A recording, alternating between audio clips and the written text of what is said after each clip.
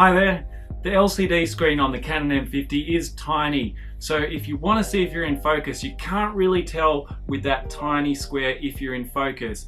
So often you will use an external monitor to get a display so you can see clearly whether you're in focus and what's in frame. A lot of people use HDMI out directly from the camera to an external monitor, but I don't want to buy an extra monitor for this camera and I don't want to use that LCD screen. So instead I can use Canon Connect to connect a smartphone so I can see if I'm in focus.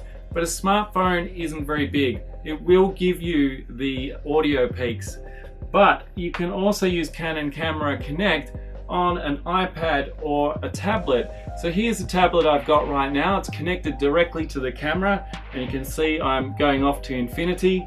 And I can look on that and see that I'm in focus and all is good. I could not see that level of focus if I have just a screen this big. It needs to be this size to see if I'm in focus. And I can see my record levels down in the corner here. Life is good.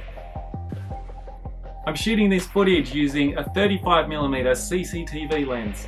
It's under $20 and it gives fantastic quality. It is a manual lens, and that's why I've paired it with that large external monitor just to make sure I'm in focus.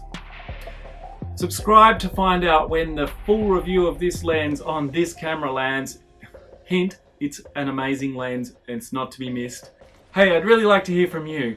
Would you use a tablet you've got lying around the house, or would you buy a dedicated external monitor?